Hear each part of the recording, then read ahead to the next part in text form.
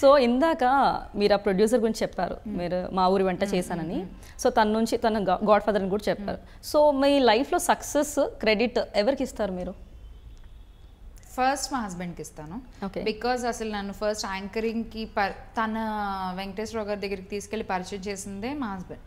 So నీకు anchoring అయితే కరెక్ట్గా ఉంటుంది, సో నా ఫ్రెండ్ ఉన్నారు, నాకు తెలిసిన ఆయన ప్రొడ్యూస్ చేస్తున్నారు ఇలా cookery show, so I take to him, introduce చేస్తాను, వర్కౌట్ అయితే ట్రై చెయ్యి. సో బికాజ్ యాంకర్స్ లేరు మనకి, తక్కువ మంది ఉన్నారు, సో నువ్వు ఉంటే బాగుంటుంది, you will have a good piece of cake అనేది తను మా పెళ్ళైన కొత్తలోనే తను నాకు చెప్పాడు. సో సరే అని చెప్పి we have tried that side. So మీరు సీరియల్స్ చేసే అమ్మాయి ఒక యాంకరింగ్ వైపు వెళ్ళిందంటే మీ హస్బెండ్ వల్లే అంటారు అయితే? డెఫినెట్గా. So full credit goes to him. Full credit. నాకు అసలు మైండ్లో ఆలోచన కూడా లేదు దట్ నేను యాంకర్ అవ్వాలని ఏ రోజు.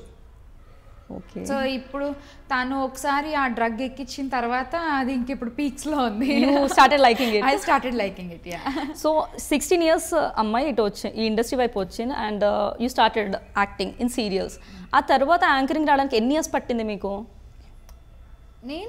నాకు ఎన్ని ఇయర్స్ ఏం పట్టలేదు, 2 years చేశాను serials. Okay. At the age of my 19 నేను యాంకరింగ్కి వచ్చేసాను, మా ఊరి వంట స్టార్ట్ చేశాను. ఓకే. యా 23 వరకు మా ఊరి వంట చేశాను. యా మా ఊరి వంట అయిపోయి 3 years అవుతుంది. So how was that experience? అయితే ఫస్ట్ షో కదా, ఎలా ఉండే? ఫస్ట్ ఎపిసోడ్ వచ్చేసి చక్రి గారి ఫాదర్, మ్యూజిక్ డైరెక్టర్ చక్రి గారి ఫాదర్తో ఫాదర్స్ డే స్పెషల్ చేయాలన్నమాట. That is the first episode. నేను ఫస్ట్ షో చేస్తున్నాను, సెలబ్రిటీ షో. నాకు అర్థం కాలేదు ఏం చేయాలో, బట్ అంతకుముందు కొన్ని ఎపిసోడ్స్ చూశాను ఆల్రెడీ మా ఊరి వంటవి. అవి దాంట్లోంచి కొంచెం ఇన్పుట్స్ తీసుకుని నా స్టైల్లో మిక్స్ చేసి ఏదో కానిచ్చేసాను ఆ ఎపిసోడ్. తర్వాత జగపతి బాబు గారిది గాయం టు వినాయక చవితి చేసామన్నమాట. ఇంకా అప్పుడు అసలు చాలా ఫ్రీ అయిపోయినప్పటికీ చాలా చాలా బాగా వచ్చింది ఆ ఎపిసోడ్. అండ్ నేను యాంకర్గా కూడా చేయగలను అని నాకు నమ్మకం కలిగించిన ఎపిసోడ్ అనమాట అది.